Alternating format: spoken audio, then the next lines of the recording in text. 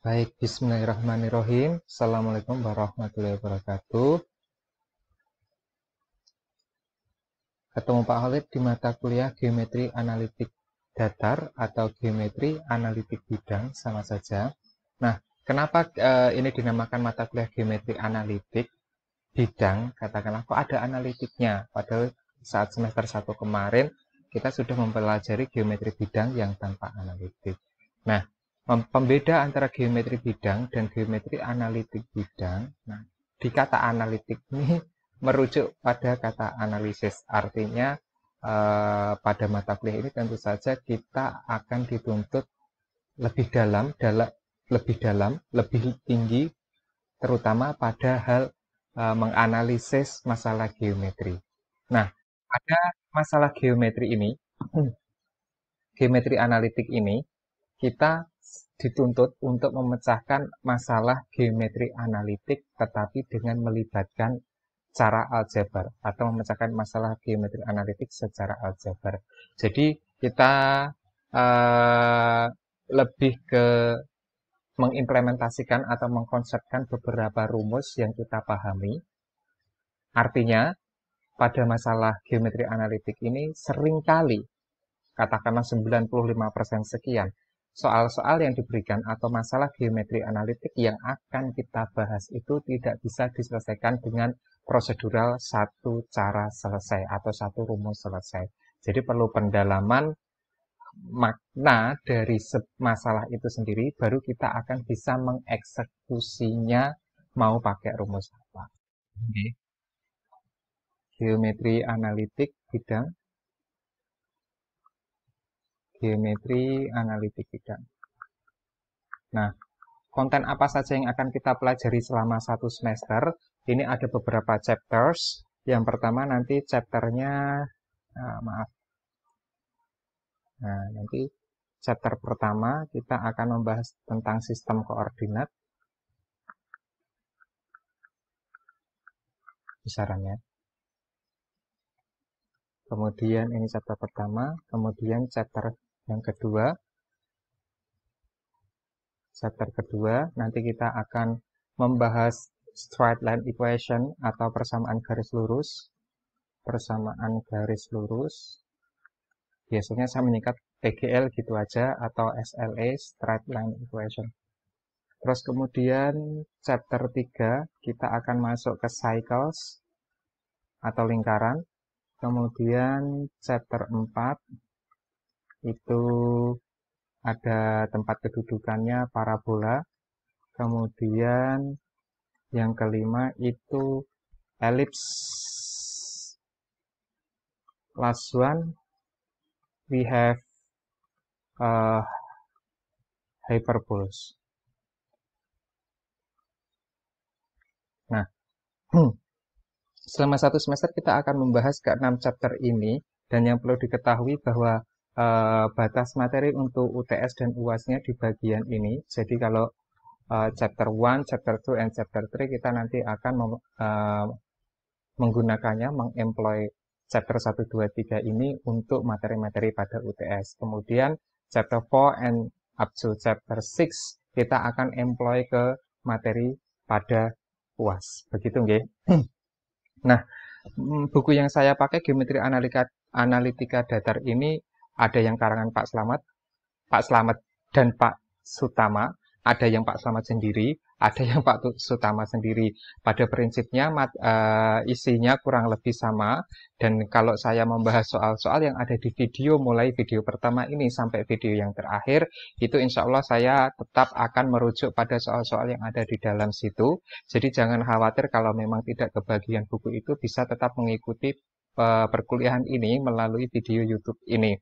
Even mungkin tidak semua soal yang ada di buku itu kita bahas di YouTube ini, hanya soal-soal penting atau soal-soal yang dapat merepresentasikan keseluruhan masalah itu yang nanti bisa saya sampaikan di YouTube ini. Nah, ini saya del dulu. Untuk kita mulai nggih, kita mulai pada chapter 1. Chapter 1 ini sistem koordinat.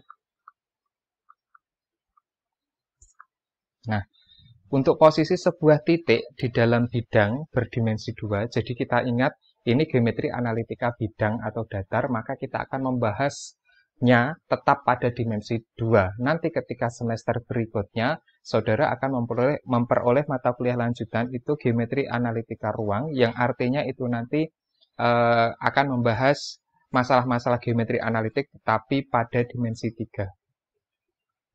Nah, pada sistem koordinat kita mengenal ada dua sistem koordinat.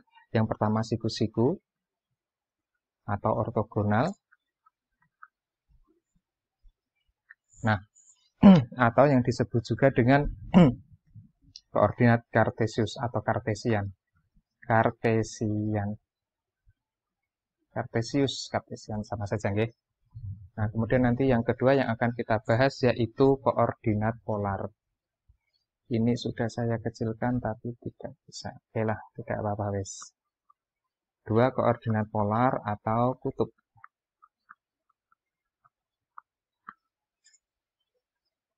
Nah, kita sedikit membahas dulu pada sistem koordinat siku-siku atau ortogonal atau kartesius. Jadi pada koordinat kartesius,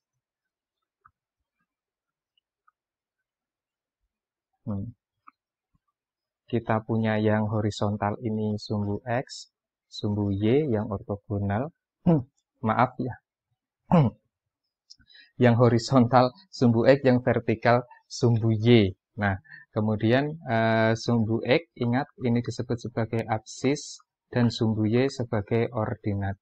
Nah, hati-hati membedakan antara ordinat dan koordinat. Gitu ya. Kalau ordinat berarti Y. Kalau koordinat berarti sistemnya. Nah, kemudian kalau pada koordinat kartesius, kalau katakanlah saya punya titik P, nah, maka titik P misalnya direpresentasikan di koordinat kartesius, P di sini, maka koordinat P bisa ditulis sebagai XY. XY ya, bukan X, Y, tetapi XY. Gitu. Nah, artinya, kalau misalnya mau ditarik, berarti di sini sebagai X-nya, di kiri sebagai Y-nya. Kalau P-nya X1, Y1, maka kalau ditarik ke bawah, di sini X1, di kiri sebagai Y1. Gitu, nggih. X-nya di sini sebagai X positif, di sini sebagai X negatif, Y-nya di atas sebagai Y positif, di bawah sebagai Y yang negatif. Jadi kalau misalnya saya punya koordinat P dengan koordinat 2, 3, 2 positif, X-nya positif, 3 itu positif, Y-nya positif, berarti berada pada di sini kurang lebih. Yo, W1, 2, 3. 2, 3 ya, kurang lebih di sini. P2, 3. Nah, pada koordinat kartesius ini kita mengenal sistem kuadran ya, di mana di sini sebagai kuadran 1, sebagai kuadran 2, sebagai kuadran 3, dan sebagai kuadran 4. Ini sudah diperoleh pada saat mengikuti pembelajaran di jenjang yang dulu mungkin di SMA atau di SMP. Jadi tidak saya bahas lagi. Nanti mungkin lebih dalamnya lagi ada di geometri analitika ruang karena lebih dari 4 ini begitu. Terus kemudian ada yang kedua itu sistem koordinat polar atau kutub. Nah, pada sistem koordinat polar titik P, nah, tadi awalnya kalau kartesius, kita punya kartesius itu direpresentasikan dengan atau disimbolkan dengan titik P. P-nya itu koordinatnya XY. Kalau polar ini P-nya disimbolkan sebagai R theta. Nah, R theta. Jadi misalnya begini, misalnya ini P, R theta, gitu.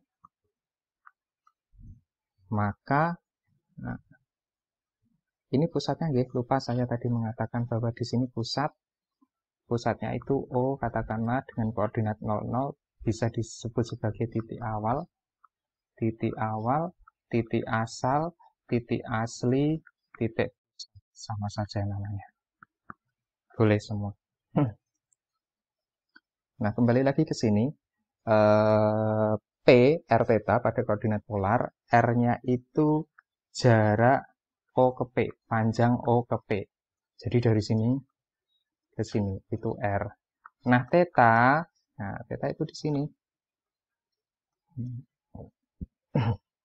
Nah, theta yaitu sudut antara OP dengan sumbu X. Sumbu X salah. Kalau sumbu X saja salah. Yang betul yaitu sumbu X positif. Ya, bukan salah sih ya, kurang tepat saja. Karena kalau kamu bilang sudut antara OP dengan sumbu X, maka bisa jadi yang dimaksud nanti yang di sini. Nah, ini juga sudut OP dengan sumbu X gitu ya. Jadi harus X positif. Satu kata kurang saja ternyata bisa beda makna. Begitu nggih? Nah, kemudian pada video berikutnya kita akan membahas bagaimana cara merubah koordinat kartesius ke koordinat polar dan sebaliknya merubah bagaimana kalau kita punya koordinat polar dirubah ke koordinat kartesius. Gitu.